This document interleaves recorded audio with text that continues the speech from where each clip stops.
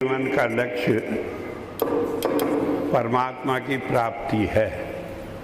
अगर हमने मनुष्य का जीवन पाया और परमात्मा की प्राप्ति नहीं की तो सारा जीवन बेकार चला गया, इसका कोई लाभ नहीं।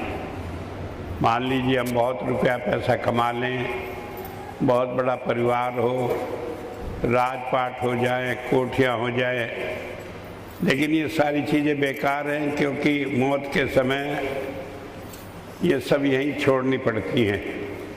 ये कोई हमारे साथ नहीं जाता। अगर कोई जाता है तो भक्ति जाती है। इसीलिए कहा अरब खरब लो द्रव्य हो, उदय अस्त्रो राज, बिन भक्ति भगवंत के सभी नरक के साज। कि अरबों रुपये हमारा हो जाए, जहाँ से सूरज निकलता है और जहाँ तक छिपता है सारी दुनिया में हमारा राज हो जाए, तब भी इन सब के प्राप्त होने से अगर हमने परमात्मा की भक्ति नहीं की तो अंत में हमें नरकों में जाना पड़ेगा। इनसे छुड़ाने वाला कोई नहीं है। तो इसलिए बताया है कि हमें जरूरी काम जो है वो परमात्मा की भक्ति करना है। और ये मनुष्य का जीवन 84 लाख योनियों में सर्वश्रेष्ठ योनि कहा गया है, इसीलिए इसकी तारीफ है। लेकिन इसे प्राप्त करके हम परमात्मा की भक्ति तो करना चाहते हैं, लेकिन कैसे करें परमात्मा की भक्ति? कोई कहता है कि परमात्मा है, कोई कहता है नहीं है, कोई कहता है हमारे अंदर है, कोई कहता है उसे किसी ने प्राप्त नहीं किया। तो ऐसे में हम उलझन में पड़ जाते हैं।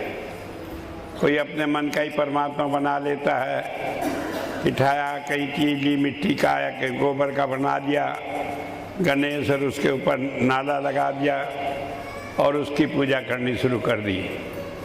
मैं जब शुरू में आर्य समाज में था तो आर्य समाज में भजनी कई बार कहा करते थे कि दिवाली होई होती है, औरतें होई पोत कर बनाती हैं और उससे फिर अपनी प्रार्थना करती है, जो मुराद होती है वो मांगती है।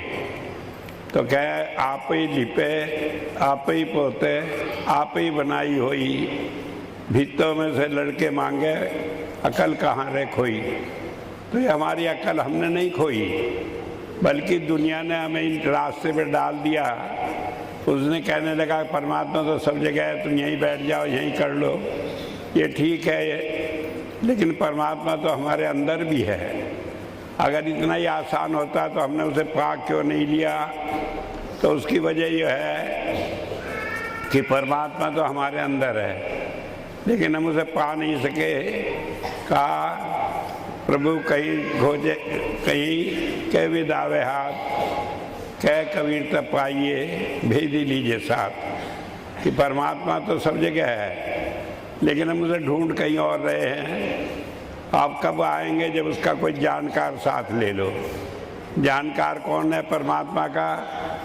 जिसने परमात्मा को पाया है वही परमात्मा का जानकार है। तो ऐसे परमात्मा के जानकार को हम कैसे प्राप्त करें?